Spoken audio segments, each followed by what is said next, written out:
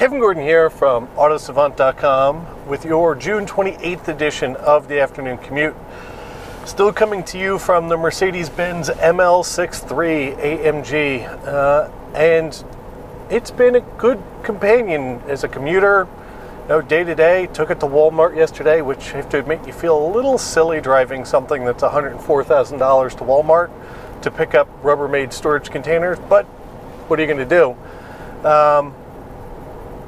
It's getting 16.5 miles per gallon so far, and for the way we've been using the throttle, as not great as that seems, really it's not that terrible for something with 550 horsepower. It's actually a lot of credit to the way AMG has managed to turn this thing from a big naturally aspirated V8 to a still pretty large twin turbocharged V8. Anyway, on to the afternoon commute. Cadillac and the upcoming ATS, their new small to mid-size luxury sedan that's meant to compete with the A4, the 3 Series BMW, and the C-Class Mercedes.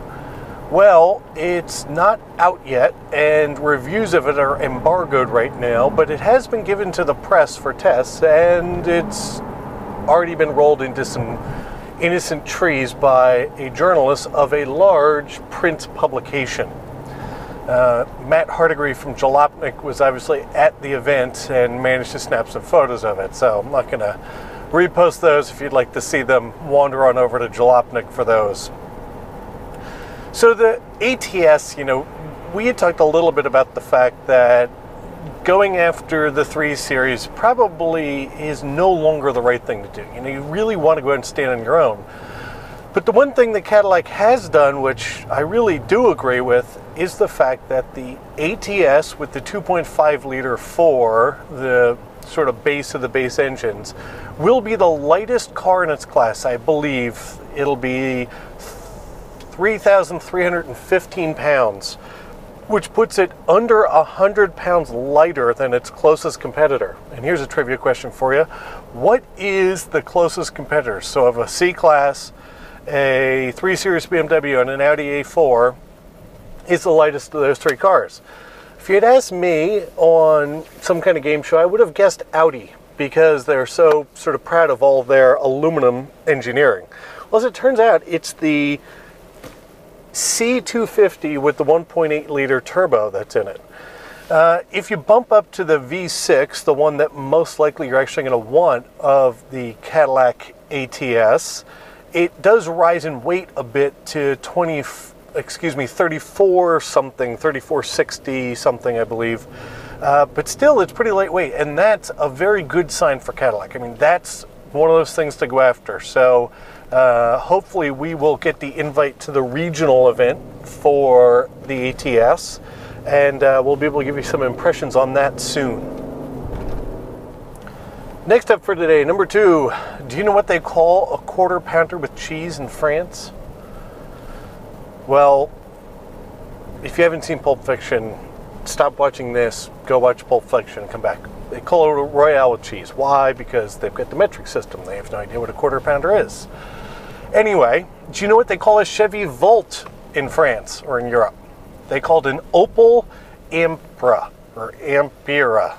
It's an amp with an ERA on the end. So I'm just going to call it the amp from now on. Random aside, there's a driver in southeastern Pennsylvania that has a Chevy Volt, and their vanity license plate is Watt-Amp, which I think is actually pretty clever and smart. So anyway, the Chevrolet Volt Opel Amp in Europe is the best-selling extended range vehicle, EV, in Europe. And GM has made all of their sales forecasts, sorry for the beeping, with the Amp. That's all really good news, right? I'm actually happy to hear that. It meets all the safety standards over there and all that. What isn't such great news is the fact that the Amp, about 50% of its sales have been either fleets or commercial vehicles. And that's one of those ways that manufacturers can sort of falsify some sales numbers to make them look better than they really would be. And before I forget, don't forget to go read the piece that our own Chris Hawk wrote about the Volt from a driving perspective, and also what it needs to do to really become a great little economical and environmentally friendly car. Next thing I had for today was, you'll notice that I actually got out of the car, parked. These two things will be edited together. Steering wheel's upside down. On really hot days, Lifehacker had a great hint, which is if you're going to park your car in the sun, you don't have one of those window shade things. If you just turn your wheel 180 degrees, the bottom gets hot, which means when we start up here, which is a pleasant experience in the ML, it means that now when you go to pull away, typically the part of the steering wheel you're going to hold, which is on the top half, is cooler. Himmel doesn't really have that problem because it's got suede where you put your hands, which doesn't ever get all that hot. Next thing for the day is to talk about a bit of a marketing faux pas, or snafu, whatever you'd like to call it, that GM had. It was about the Spark, the new subcompact car from General Motors. And in it, I believe, oh man, what was the exact quote? It was something about when you're rolling on dubs, and the dubs referred to the fact that on the Spark you get 15-inch alloys as standard. It's the only car in its class that's outfitted with 15-inch alloys, but they use the term dubs. And that got everybody, up in arms on the blogosphere, because dubs stands for 20, typically 20-inch wheels. So really those would be dubs minus deuces minus deuces minus uno. Anyway, what I thought was a little bit more interesting is, do you know where the term dubs came from? Everybody thinks that it has to do with W. Well, actually, it comes from drugs. So back in the day when drugs were cheaper, people used to buy dime bags. Dime, $10. Then, as drugs became a little more expensive, or people wanted more drugs, they started calling them, I want a double dime bag. Well, dub is really the abbreviation for double, because nobody wanted to spend the time saying double dime bag. So the real reason that people should be up in arms about GM's marketing campaign is not because they misused youthful, which really doesn't even work, lingo. It's the fact that they're using a drug reference to talk about the wheels on the Spark.